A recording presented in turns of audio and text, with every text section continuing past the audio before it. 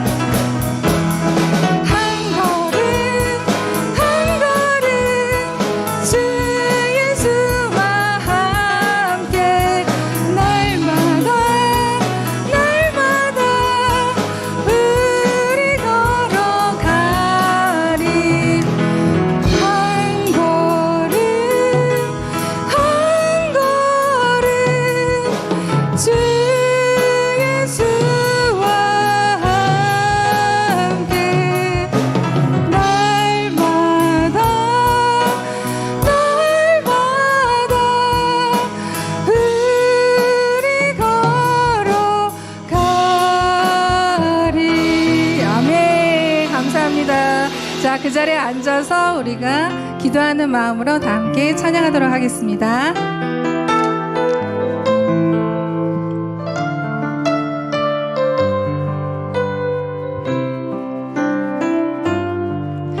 날 저물어 갈 때, 빈들에서 걸을 때, 그때가 하나님의 때. 내 힘으로 안 될 때, 빈손으로 걸을 때, 내가 고백해 여호와 이래. 날이 저물어 갈 때, 날이 저물어 갈 때, 빈들에서 걸을 때, 그때가 하나님의 때.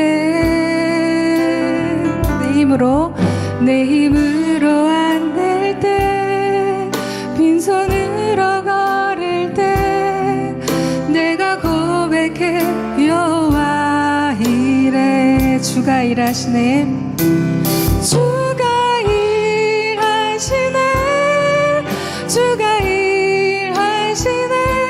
주께 아끼지 않는 자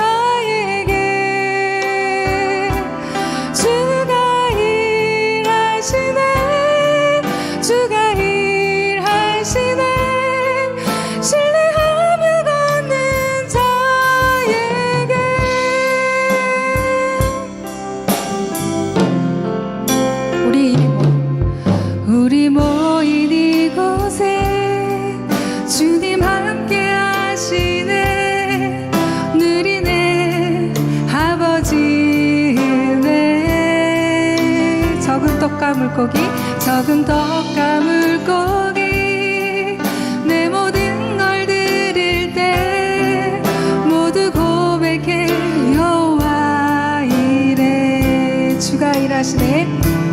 주가 일하시네. 주가 일하시네. 주께 아끼지 않는 자에게 주가 일하시네. 주가 일하시네. 신뢰하며 걷는 자에게 주가 일하시네. 주가 일하시네. 주가 일하시네. 주께 아끼지 않는 자에게 주가 일하시네. 주가 일하시네. 신뢰하며 걷는 자에게. 우리 모인 이곳에 우리 모인 이곳에 주님 함께 계시네. 누리네 아버지 은혜. 적은 떡과 물고기 적은 떡과 물고기 내 모든 걸 드릴 때 모두 고백해 여호와 이래. 주가 일하시네. 주가 일하시네. 주가 일하시네. 주께 아끼지 않는 자에게. 아멘. 주가 일하시네. 주가 일하시네. 신뢰하며 걷는 자에게. 신뢰하며 걷는 자에게. 신뢰하며 걷는 자에게.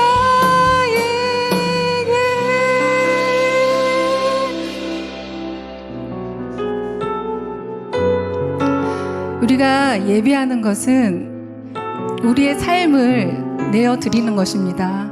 그런 믿음의 고백으로 다 함께 찬양하도록 하겠습니다. 은혜로 날 보듬으시고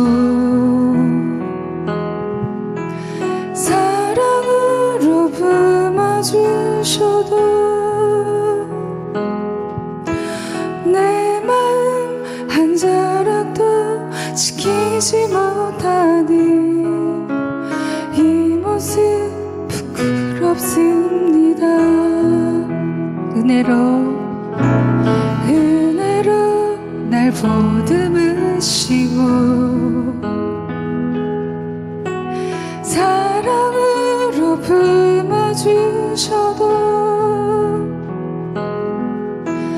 내 마음 한 자락도 지키지 못하는 이 모습 부끄럽습니다. 따스한 곁을 내어주신 주님 앞에 나아갑니다. 표현 못할 긍휼로 나를 붙드시니 주 이름만 바라봅니다. 매일 마주한 슬픔을 견뎌나가며 주 예수의 마음을 닮아가네. 두려운 걸음마다 주가 동행하니 주지하며 오늘을 걷네.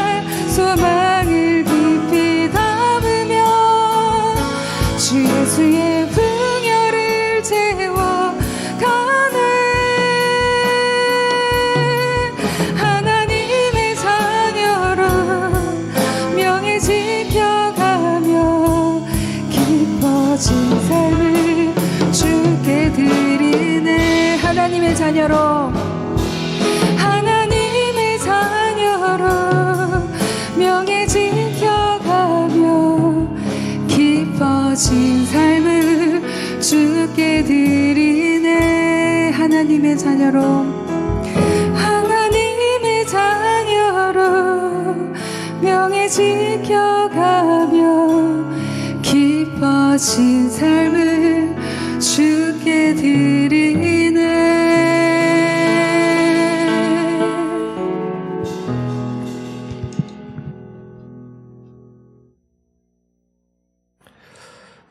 지금도 살아계셔서 이 땅을 다스리는 하나님 아버지, 코로나와 자연재해로 여러 가지 어려운 시기를 겪고 있는 지금이지만 주님께서 저희들을 불쌍히 여기사 저희들보다 더욱 마음 아파하시고 저희들을 위해 간구해 주심 감사드립니다. 항상 주님의 긍휼하심을 닮아 주님과 친밀히 동행하며 주님께 찬양과 영광 돌리는 저희들이 되게 하여 주시옵소서. 지난 한 주도 세상을 살아가면서 주님께 기도하고 말씀을 가까이 하며 순종하며 살아야 했음에도 불구하고 저희 생각과 뜻대로 행하여 세상의 것들을 추구하며 죄악 가운데 살았던 저희들을 용서하여 주시옵소서. 예수님의 십자가의 보혈로 저희를 깨끗하게 하여 주시고 날마다 주님의 마음을 묵상하며 주님의 뜻이 우리의 뜻과 같이 되게 하여 주시옵소서. 코로나, 홍수 등 자연재해들을 통해서 다시 한번 인간의 연약함을 깨닫고 주님만 믿고 의지하게 하신 감사드립니다. 하루빨리 코로나가 종식되고 홍수로 고통 겪고 있는 많은 분들을 주님의 사랑으로 회복시켜 주시옵소서. 또한 8월 오봉과 여름 휴가를 맞이해 국내외로 출타 중이신 많은 분들이 계십니다. 이분들이 어디에 있던지 주님께서 지켜주시고 주님과 동행하는 축복된 삶을 살 수 있도록 인도하여 주시옵소서. 저희들을 사랑하시고 구원하시고 저희들의 몸과 영을 주관하여 주셔서 병들고 힘들고 어려울 때 세상이 줄 수 없는 위로와 사랑으로 돌보시는 놀라운 은혜에 감사드립니다. 연약한 저희들을 성령님이 친히 도우시고 인도하셔서 주님을 닮아가는 참 제자가 되게 하여 주시옵소서. 우리에게 있는 것은 작은 보리떡 5개와 물고기 2마리뿐입니다. 하지만 이 작은 부족한 것들이 주님 손에 들려질 때 놀라운 역사가 일어나는 것처럼 우리들의 작은 헌신을 주님께서 받아주시옵소서.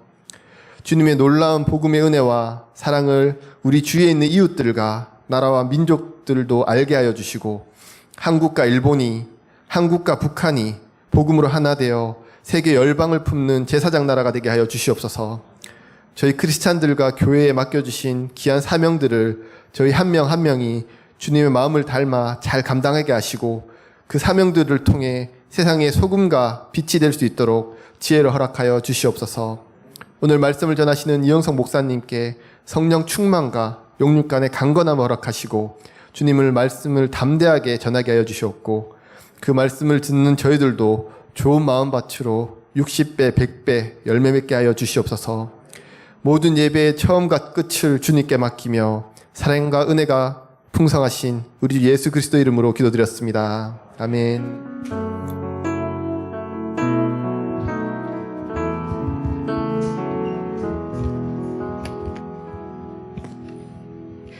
이 시간 주일 2시 예배에 나오신 한 분 한 분들을 축복하며 환영합니다. 우리 옆사람에게 손을 내밀어서 함께 축복하기를 하겠습니다. 평화, 하나님의 평화가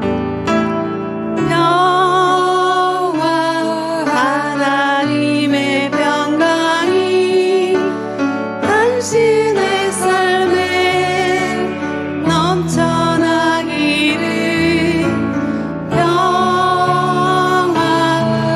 하나님의 평강이 당신의 삶에 가득하기를 축복합니다.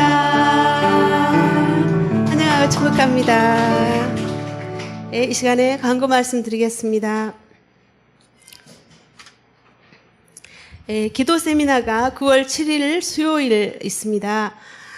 김하중 장로님의 기도 세미나인데 본 교회에서도 온라인으로도 열리고 줌으로 참석 가능하십니다.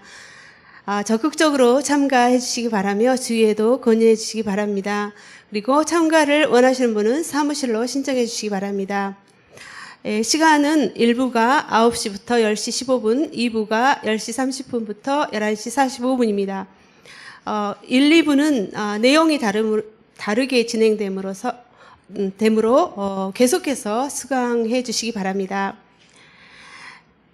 그리고 9월 14일 수요일부터 수요 말씀 예배로 오전 11시부터 전송도 대상으로 어성경 구약 성경 통독학교 세미나 형식으로 예배가 드려집니다. 강사는 이영선 목사님이십니다. 한국어로 진행되고 또 일본어 통역이 있습니다. 교재 주문을 위해서 사무실로 꼭 신청해 주시기 바랍니다. 아버지 학교 온라인 5기가 9월 30일, 10월 7일, 14일, 21일, 28일 총 5회 매주 금요일 저녁 8시부터 10시까지 줌으로 열리게 됩니다. 미혼, 기혼, 자격에 상관없이 크리스찬이 아니어도 신청하실 수 있습니다. 사무실로 신청해 주시기 바랍니다. 교회 일정 및 교역자 동정 안내 드리겠습니다. 8월 사무실 오봉 휴일은 8월 16일부터 17일까지고 새벽 예배는 통상대로 있겠습니다. 8월 19일부터 21일까지는 이노의 마키 목사님의 하기 휴가가 되겠습니다. 이 시간에 하나님의 말씀 봉독해 드리겠습니다. 하나님의 말씀은 마태복음 14장 13절부터 21절 말씀입니다.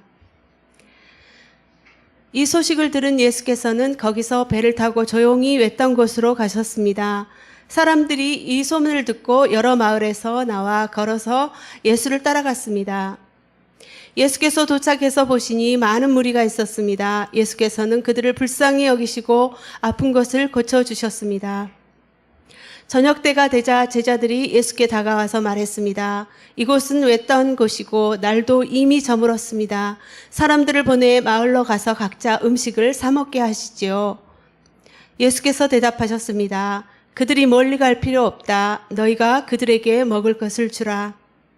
제자들이 대답했습니다. 우리가 가진 것이라고는 여기 빵 5개와 물고기 2마리 뿐입니다. 예수께서 말씀하셨습니다. 그것을 내게 가져오라. 예수께서는 사람들에게 풀밭에 앉으라고 말씀하시고 빵 5개와 물고기 2마리를 들고 하늘을 우러러 감사기도를 들으신 후 빵을 떼셨습니다. 그 후 예수께서는 그 빵 조각을 제자들에게 나눠주셨고 제자들은 사람들에게 나눠 주었습니다. 모든 사람들은 배불리 먹었습니다. 제자들이 남은 빵 조각을 거두어 보니 바구니에 가득 찼습니다. 먹은 사람은 여자와 아이들 이외의 남자만 5,000명쯤 됐습니다. 아멘. 이 시간에 성가대의 찬양이 있은 다음에 이영선 목사님께서 너희가 먹을 것을 주라 하는 제목으로 하나님의 말씀을 전해주시겠습니다.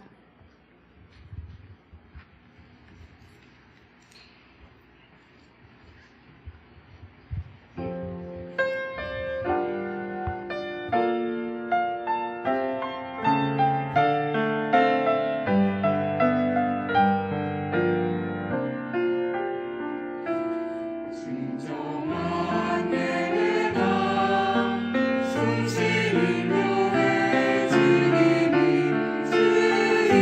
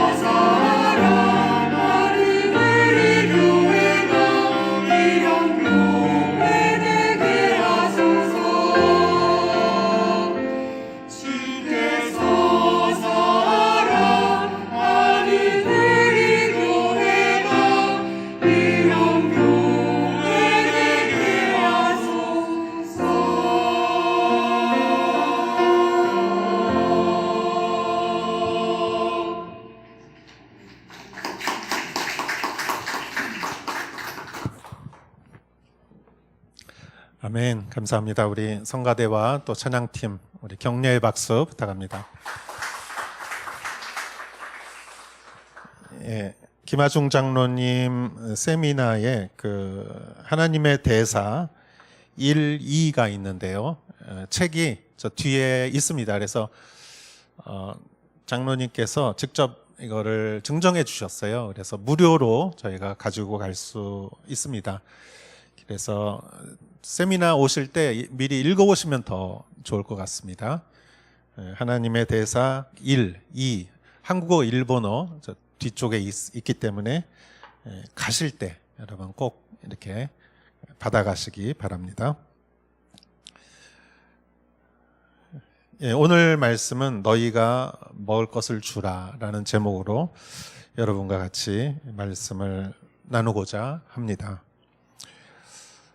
부모가 된다는 것 또는 부모의 심정을 갖는다는 것은 그 사람이 인간으로서 성숙하다는 것을 의미합니다.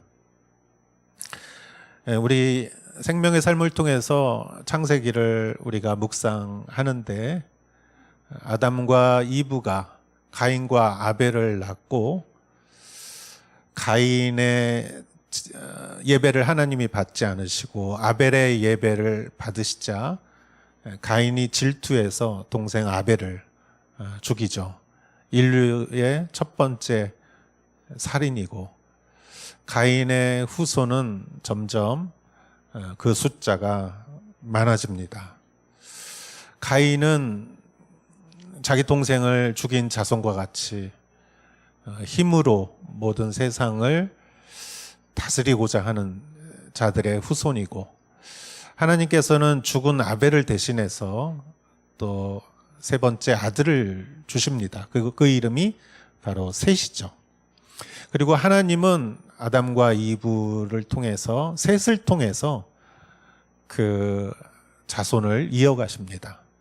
그래서 셋은 그 죽은 아벨의 대를 잇는 자녀로서 예배하는 자, 또 하나님을 경외하는 자의 자손을 늘려갑니다.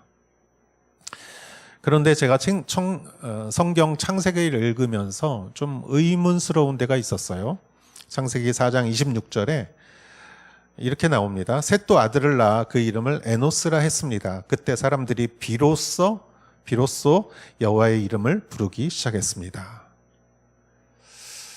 근데 제가 이렇게 읽으면서 의문이 든 게 하나님께서 아벨이 죽어서 셋을 주셨고 그리고 셋이 태어났다면 아담과 이브와 셋 이렇게 이 사람들이 그때 하나님의 이름을 부른다는 것은 예배를 드린다는 거죠.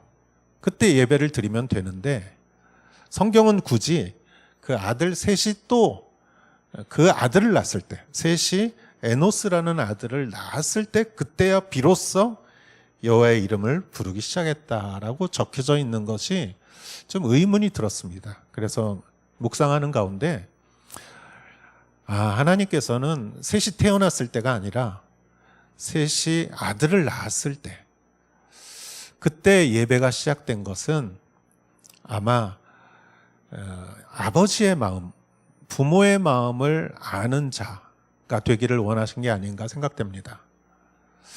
여러분 자녀를 낳으면은 키우다 보면 그때서야 자기 부모의 마음을 아는 것 같아요. 자식이 속썩이면 내가 속썩였을 때 우리 부모 마음이 이랬구나 하면서 부모의 마음을 알게 되죠. 그렇기 때문에 셋이 자녀를 낳아 보니까 아담과 이브의 그 부모의 마음을 알 뿐만이 아니라 하나님 아버지의 마음도 안 것이 아니었는가. 그래서 아버지의 마음을 알 때, 하나님의 마음을 알 때 진정한 예배를 드릴 수 있지 않는가. 성경을 통해서 그렇게 묵상을 했습니다. 여러분, 부모의 마음, 아비의 마음, 어미의 마음은 굉장히 중요한 것이라고 생각합니다. 이것은 베푸는 마음이요, 사랑하는 마음이요, 섬기는 마음이요, 보호하는 마음이요, 아낌없이 주는 마음이죠. 예수님께서는 제자들을 이렇게 가르치시고 그러시면서 처음에 제자들은 예수님한테 받는 것만이 익숙했을 것 같아요. 그런데 어느 시점이 되자 예수님께서는 제자들이 아비의 마음을 가지고 어미의 마음을 가지고 베풀고 섬기고 사랑하는 자의 마음을 갖기를 원하셨던 것 같습니다. 그래서 예수님께서 오늘 성경 말씀 16절에 제자들에게 너희가 그들에게 먹을 것을 주라라고 말씀하십니다. 내가 저 군중들에게 먹을 것을 주겠다라고 하지 않으시고 제자들에게 너희가 저 백성들을 먹여라. 너희가 그들에게 베풀고 섬기고 사랑하고 너희가 주어라 라는 말씀을 보면서 이 말씀은 오늘날 주님께서 우리들에게 하시는 말씀이 아닌가. 너희도 다른 사람을 먹여라. 이것은 물론 이 당시에 성경에서는 그 백성들을 빵과 물고기로 먹인 것이지만 우리들이 이 말씀을 우리에게 적용할 때는 영적으로 먹이라는 말씀이 아닌가. 너희가 누군가에게 영적으로 양육할 수 있고 먹는 것을 영적인 식량을 줄 수 있는 자가 되라. 이 말씀이 이 명령이 아닌가 생각해 보았습니다. 여러분, 내가 뭐가 있어야 남한테 주죠. 그런데 내 마음은 나 하나 감당하기 어렵고 주님, 나는 정말 아무것도 없습니다. 파산했습니다. 선한 것이 없습니다. 우리는 이렇게 말할 수 있지 몰라요. 그러나 주님은 변함없이 우리에게 말씀하십니다. 너희가 저들을 먹이라. 이 말씀을 우리 생각하면서 오늘 말씀을 같이 나누고자 합니다. 여러분 모두가 누군가에게 영적인 양식을 줄 수 있는 그러한 제자가 되기를 주의 이름으로 축원합니다. 오늘 말씀을 하나하나 보도록 하겠습니다. 13절을 먼저 보겠습니다. 이 소식을 들은 예수께서는 거기서 배를 타고 조용히 외딴 곳으로 가셨습니다. 사람들이 소문을 듣고 여러 마을에서 나와 걸어서 예수를 따라갔습니다. 이 소식을 들었다라는 것은 지난주에 말씀드렸듯이 세례 요한이 죽었다는 소식을 들은 것이죠. 어처구니 없이 그 위대한 세례 요한이 소녀의 춤으로 인해서 정말 그리고 어리석은 헤롯으로 인해서 위대한 인물이 어처구니 없이 최후를 맞이했고 예수님은 그 소식을 듣고 굉장히 외롭고 슬펐을 것입니다. 그래서 거기서 배를 타고 조용히 외딴 곳으로 가셨지만 사람들은 예수님을 가만히 놔두지 않았죠. 예수님은 이렇게 혼자 동굴 속에 들어갈 수가 없었죠. 왜냐하면 예수님은 해야 할 일이 많았기 때문입니다.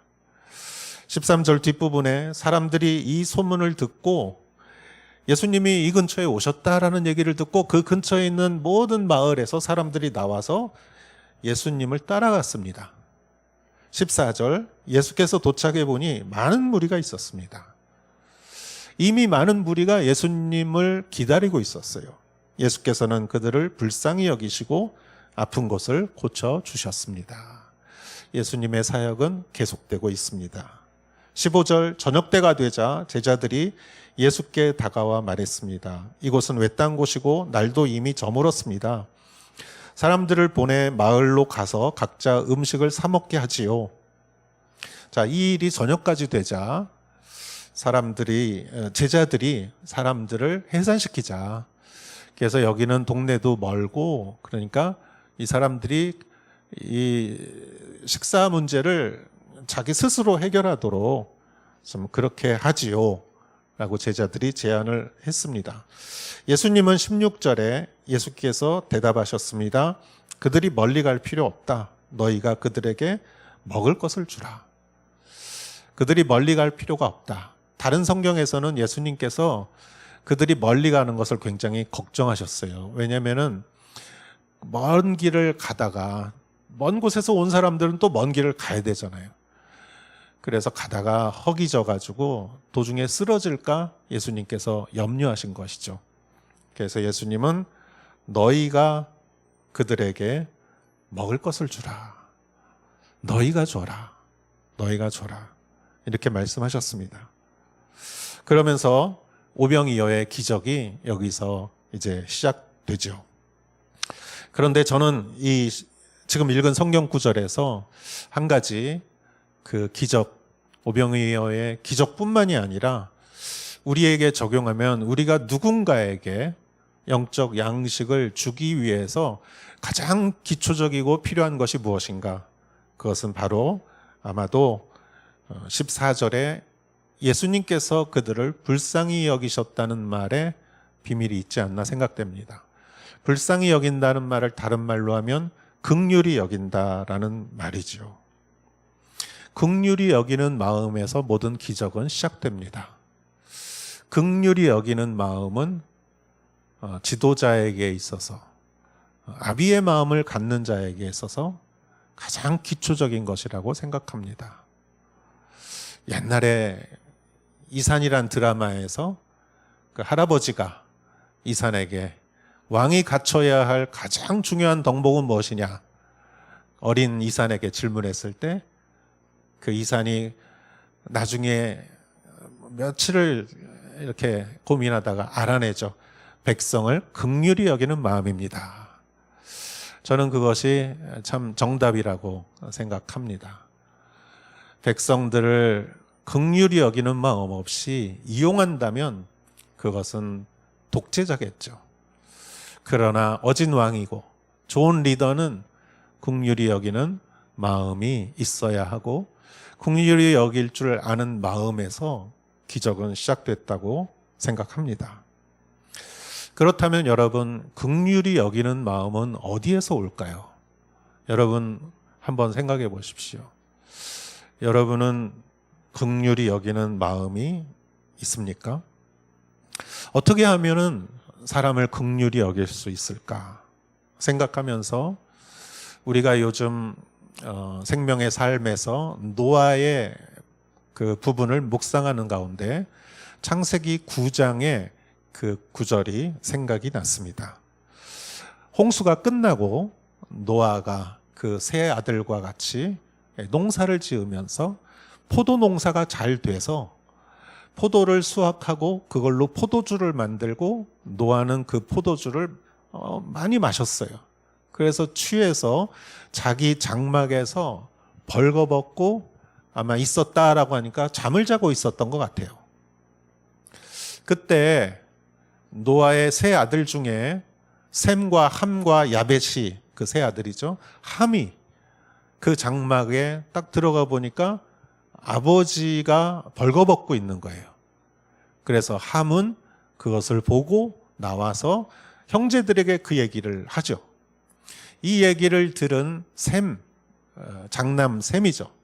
셈이 한 행동을 여러분 성경에 적혀져 있는데 그 행동은 아버지의 옷을 걸쳐서 아버지의 장막을 이렇게 들어갈 때 뒤로 뒷발로 들어갑니다. 뒷걸음쳐서 아버지를 보지 않고 그리고 나서 아버지에게 옷을 입혀줘요.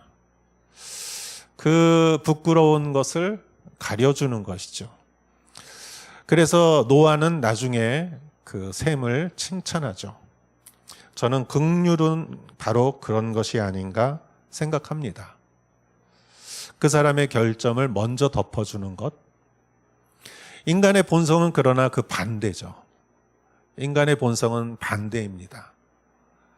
사람의 본성은 그 사람의 약한 점, 고쳐야 될 점, 마음에 안 드는 점을 먼저 지적하고 당신이 그거를 좀 고치면 내가 뭘 해주겠다, 사랑해주겠다, 긍휼히 여겨주겠다 라고 생각하는 게 인간의 본성이지요. 그래서 의외로 이상하게 긍휼히 여기기가 쉽지 않습니다. 긍휼히 여기고 싶어도 그것만 좀 고치면 좋겠는데, 저것만 좀 변했으면 좋겠는데, 조금만 좀 조심했으면 좋겠는데, 특히 가까운 사람들, 남편이나 아내나 아이들이나 보면 조금만 좀 이렇게 쇳소리가 나오지 않습니까? 입에서. 그런데 의외로 지구 반대쪽에 있는 사람들은 긍휼히 여기기가 쉬워요. 전쟁에 피해를 입은 사람들, 자연재해를 받은 사람들 보면은 뉴스에서 보면은 불쌍한 마음이 막 들어요. 왜 그럴까요? 그 사람들의 결점을 몰라서 그래요.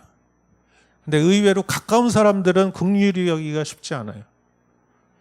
어렵고 힘들고 눈물 나고 고생하는 거를 보면서도 아유, 저 사람은 저러니까 저렇게 고생하지.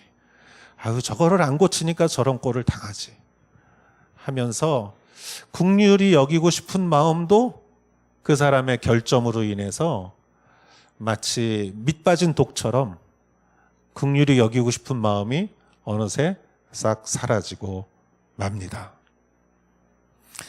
그런데 제가 전에도 한번 이야기했지만 저에게 또 이런 생각이 났어요. 오래전에 제가 읽은 어떤 책에서 일본의 제가 회사 이름을 말씀드릴게요. MK 택시라고 아주 일본에서 제1교포분이 성공한 케이스였죠. 그분이 택시 회사를 만들었을 당시는 아마 50년 이상 전이 아니었을까요?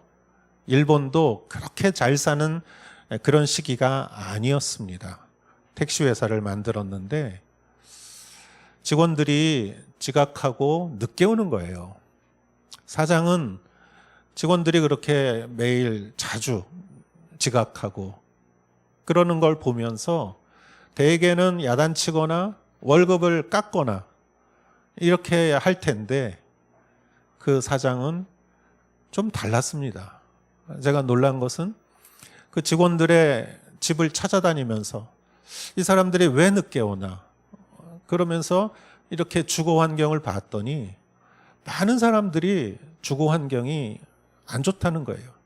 위생적이거나 시끄럽거나 여러 가지로 인해서 이 직원들이 숙면을 취하지 못하는 거예요. 깊은 잠을 자지 못하니까 아침에 들어서 좀 이렇게 자고 나면 이렇게 늦게 일어날 수 있고 지각하고 컨디션이 안 좋고 이런 서비스업은 기분이 좋아야 밝은 얼굴로 손님을 맞이해야 되는데 그렇게 안 되니까 이 사장님이 그 직원들을 야단치는 것이 아니라 직원들의 주거 환경을 개선시켜 줬다고 합니다.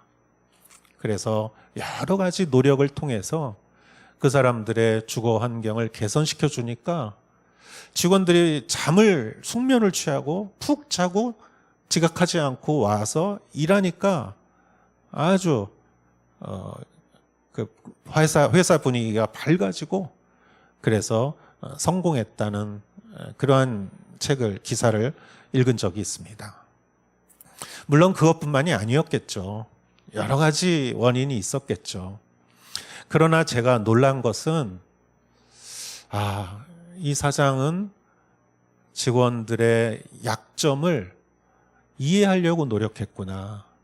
그것이 성공의 열쇠였구나 라는 것을 제가 느꼈고 그리고 감동을 받았습니다. 여러분, 예수님께서 5,000명을 먹이셨을 때 남자만 5,000명 였어요. 여성과 아이들을 포함시키면은 10,000명이 넘었을 거예요. 여러분, 그 중에는 얼마나 그 많은 사람들 중에 문제 있는 사람들이 얼마나 많았겠습니까? 남에게 쉽게 상처를 주고 남을 배신하고 이용하고 무시하고 무관심하고 말이 안 통하고 자기 앞가림 못하고 그런 사람들은 많았을 거예요. 그러나 예수님은 그 한 사람 한 사람에게 그것만 고치면 내가 좋게 봐주겠다는 마음을 갖지 않으셨습니다. 그들의 입장을 이해하시고 그리고 그들을 불쌍히 여기셨습니다. 저는 이런 부분에서 제 자신이 항상 부족함을 느낍니다. 가만히 생각해 보면 타인의 약점은 내 안에 긍휼의 마음을 측정하는 시금석이 아닌가 생각합니다. 그 사람을 이해할 수 있는, 특히 약한 점을 이해할 수 있는 그러한 마음은 사실 내 결심도 있지만 성령께서 부어주시는 것이 아닌가 생각합니다. 여러분들 가운데, 저를 포함해서 우리들 가운데 성령께서 사람의 약한 점을 이해하고 긍휼히 여길 수 있는 마음을 부어주시기를 주의 이름으로 축원합니다.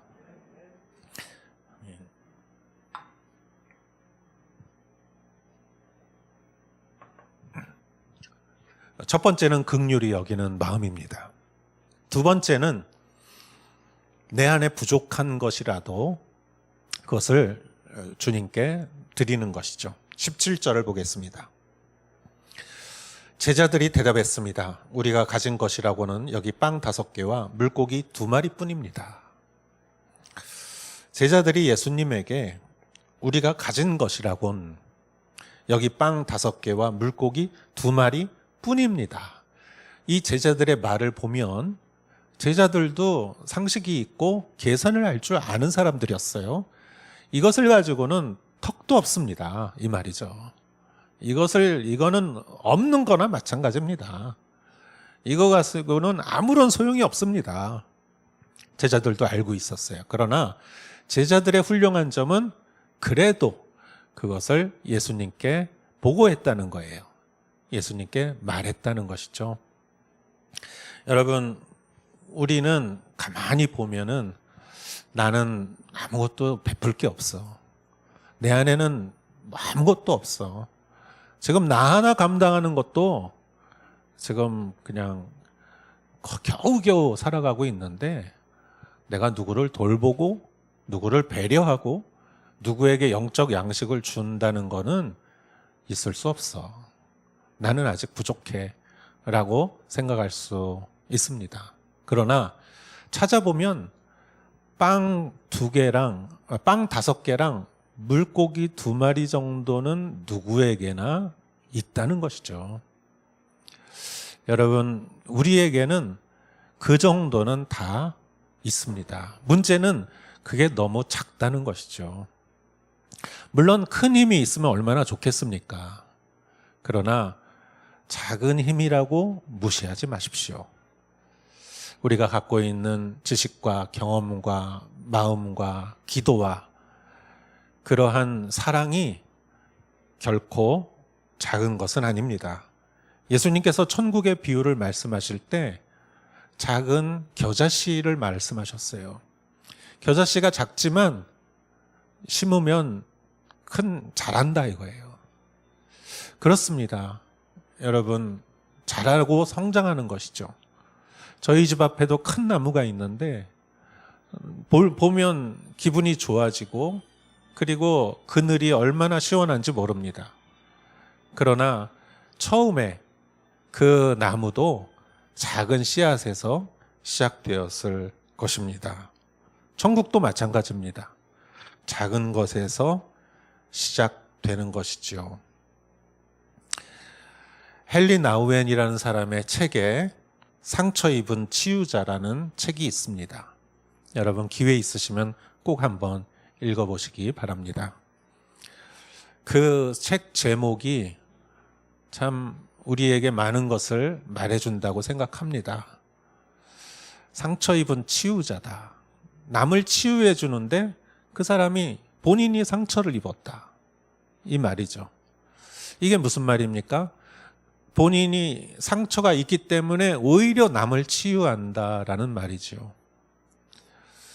여러분, 우리가 어려움 겪고 힘들 때 나를 가장 위로해 주는 사람은 누굽니까? 나에게 충고를 해주는 사람입니까? 이렇게 하면은 성공한다는 성공 방정식을 알려주는 사람입니까? 아닙니다. 나하고 똑같이 고통당한 사람이 나에게 가장 위로가 되는 사람이죠. 자녀 문제로 고통당하고 힘들어하는 사람은 동일하게 자녀 문제로 고생한 사람이 나에게 가장 위로를 주는 것이고, 건강과 병으로 어려움을 겪은 사람은 동일한 병으로 어려움을 겪은 사람이 나에게 가장 위로가 되는 것이죠. 그렇기 때문에 상처받았기 때문에 치유자가 될 수 있는 거예요. 나도 한번 그걸로 아파봤어. 나도 한번 그걸로 정말 밤잠을 못 잤어. 나 참 고생했어. 그런데 힘내. 나도 어떻게 여기까지 이렇게 살아왔으니까 당신도 잘 할 수 있을 거야. 그렇게 말하면 그 사람의 말이 얼마나 설득력이 있습니까? 왜냐하면 그 사람은 상처를 받았기 때문이죠. 가만히 생각해 보면 여러분, 상처는 누구나 싫어하는 거예요. 그걸 좋아하는 사람은 없어요. 그러나 그것이 오히려 치유가 될 수 있다는 것이죠. 우리의 상처조차 오병이어가 될 수 있다는 것이죠. 주님이 우리의 작은 것도 사용하신다는 것입니다. 그렇기 때문에 처음부터 나는 안 돼, 나는 할 수 없어 라고 생각하지 마십시오.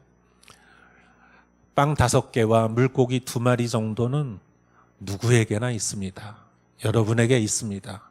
그렇기 때문에 여러분은 누군가를 먹일 수 있는, 영의 양식을 줄 수 있는 제공자가 될 수 있고 제자가 될 수 있는 것이지요. 그것을 믿으시는 여러분 되시기를 주의 이름으로 축원합니다. 세 번째는 18절부터 21절까지의 내용인데요. 우리는 그 오병이어를 예수님에게 드리고 그거를 또 예수님에게서 받아야 돼요.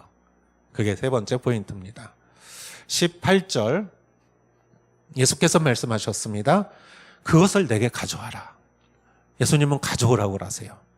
그래서 19절 예수께서는 사람들에게 풀밭에 앉으라고 말씀하시고 빵 5개와 물고기 2마리를 들고 하늘을 우러러 감사 기도를 드리신 후 빵을 떼셨습니다. 그 후 예수께서는 그 빵 조각을 제자들에게 나눠주셨고 제자들은 사람들에게 나눠 주었습니다. 예수님께서 사람들에게 풀밭에 앉으라 이렇게 말씀하셨다.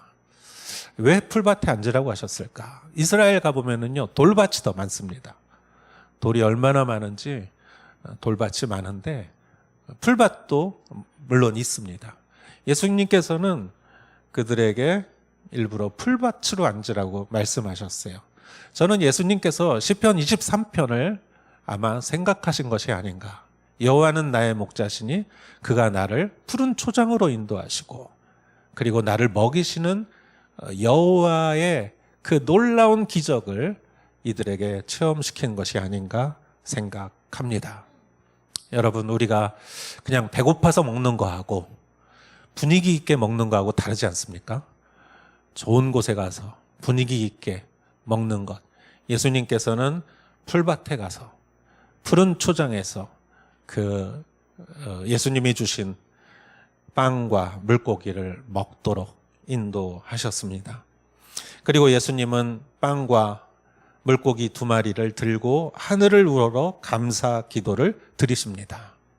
하나님은 무에서 유를 창조하시는 분이고 이 세상에서 시간을 만드시고 질서를 만드시고 세상을 아름답게 만드시고 그것을 운행하시고 이 세상의 모든 생태, 이 사람이 어떻게 이 세상을 움직일 수 있겠습니까? 하나님께서 이 세상을 다스리시고 죽은 자를 살리시고 동정녀 마리아에게 성령으로 예수님을 잉태하게 하신 하나님은 불가능이 없으신 전능하신 하나님이십니다. 저는 이 말씀을 믿습니다. 하나님께서 이 백성들에게 예수님을 통해서 기적을 허락하셨다고 믿습니다. 예수님은 그 하나님께 감사의 기도를 드리신 이후에 빵 조각을 이번에는 제자들에게 나눠줬습니다.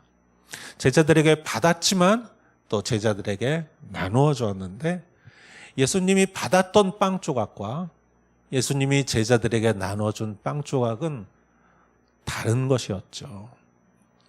그 본질상 빵은 같은 빵이지만 예수님의 손에 들렸다가 다시 나눠준 빵은 기적을 일으키는 빵이었죠.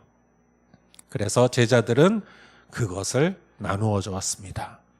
여러분, 우리도 누군가를 먹이는 원리는 동일합니다. 내가 뭔가가 있어서 누군가에게 주는 게 아니에요. 내게 있는 작은 것을 우리 주님께 먼저 올려드리고, 그리고 그것을 또 주님께서 받아서, 주님으로부터 받아서 그것을 누군가에게 나눠주는 것이죠. 아나 파울라 발라다오라는 브라질 찬양 사역자가 있습니다. 이 사람이 만든 찬양 중에 주님 마음 내게 주소서라는 찬양이 있습니다. 주님 마음 내게 주소서, 이 찬양이 있죠. 그리고 오 주님 나의 마음은 선한 것 하나 없습니다. 그러나 내 모든 것 주님께 드리고 주님 마음을 나에게 주시옵소서.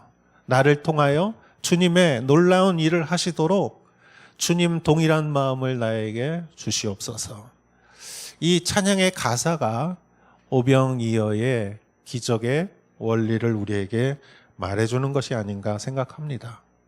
나에게 오병이어와 같은 작은 것밖에 없지만 내가 주님께 이것을 드립니다. 주님 마음을 나에게 주시옵소서. 내가 그것을 가지고 다른 사람과 나누겠습니다. 여러분, 큐티도 마찬가지예요. 처음에는 내가 그 말씀을 읽지만 묵상을 하면 주님이 나에게 말씀을 주시는 것이죠.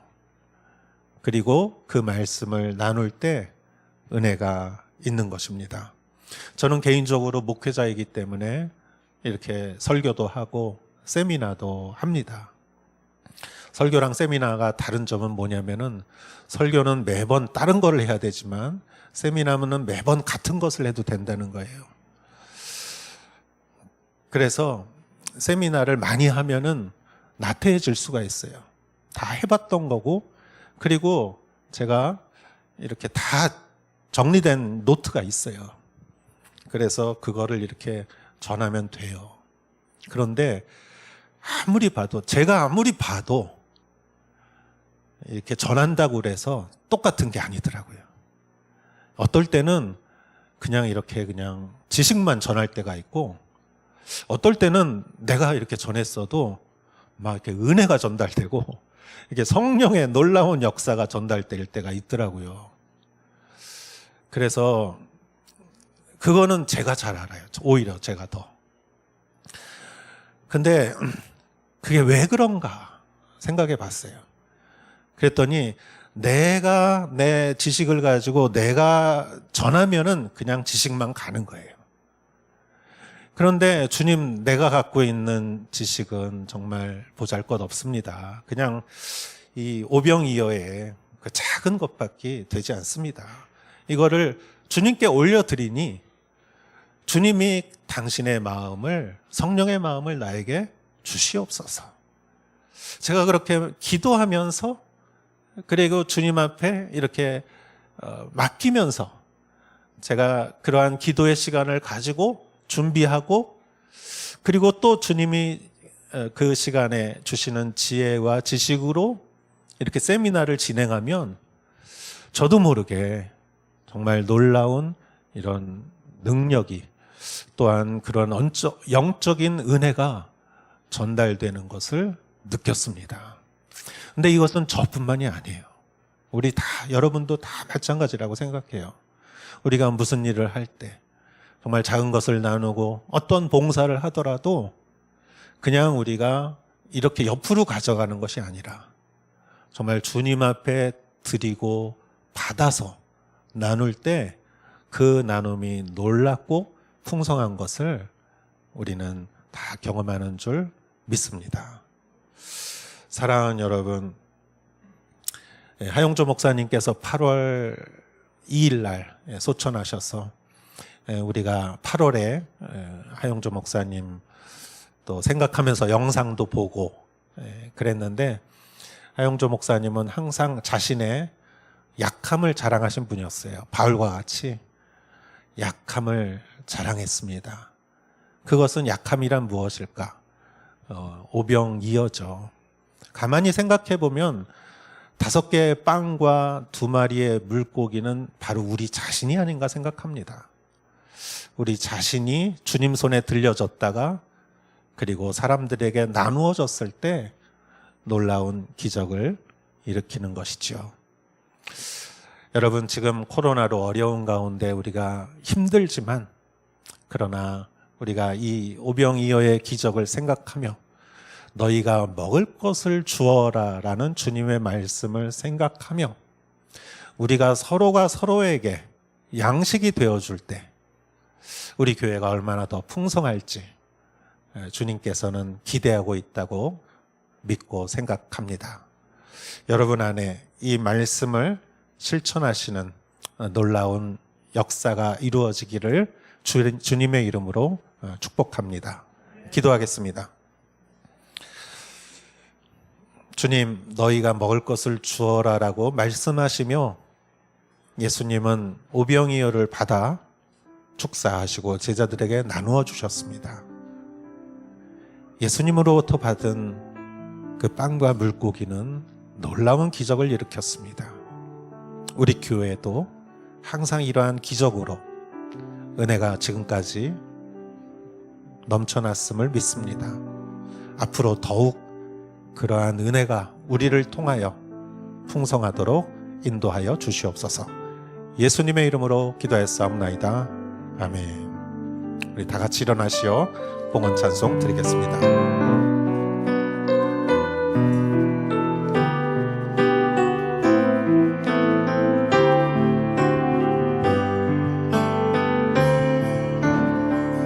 이 땅의 악무함을 벗어서 하늘의 하나님 긍휼을 베푸시는 주여 우리의 죄악 용서하소서 이 땅 고쳐주소서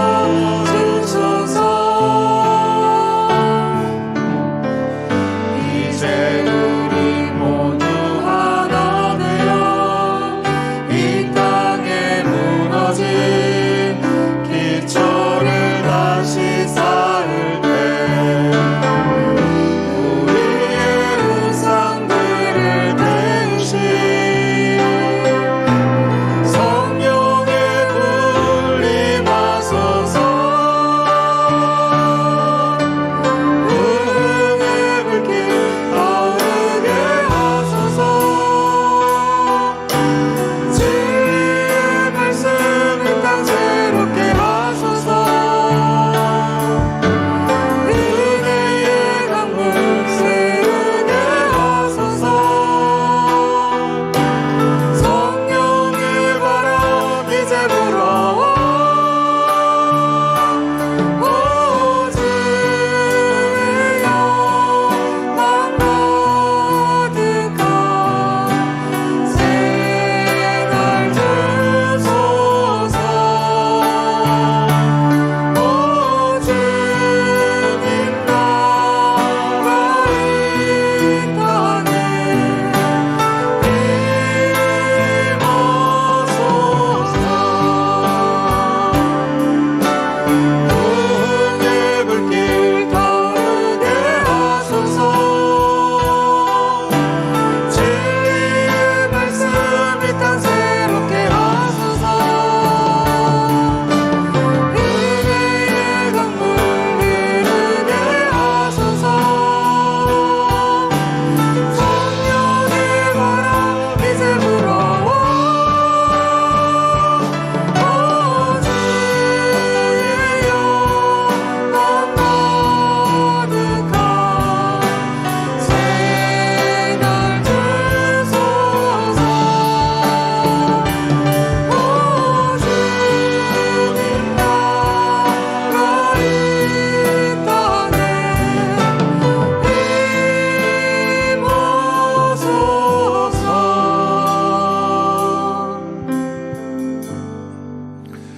주님, 감사합니다. 더운 날씨에 우리가 같이 모여서 주님 앞에 영광을 올려드릴 때 하늘의 문이 열리고 우리의 영혼의 문이 열리고 우리의 얼굴을 통하여 주님의 은혜의 광선이 비춰지게 하시고 우리의 영혼이 열리고 우리의 기쁨이 열리고 우리의 축복이 열리고 우리 안에 부어주시는 주님의 풍성함이 열리게 하여 주시옵소서. 우리가 예물을 드리오니 드린 손길을 주님 바라보시고 우리에게 더욱더 풍성한 열매를 허락하여 주시옵소서. 이제는 우리 주 예수 그리스도의 은혜와 하나님의 사랑과 성령님의 인도하심이 여기 모여 그리스도의 은혜로 영의 양식을 서로 베푸는 사랑하는 성도님들 머리 위에 이제부터 영원토록 함께 하실지어다. 아멘.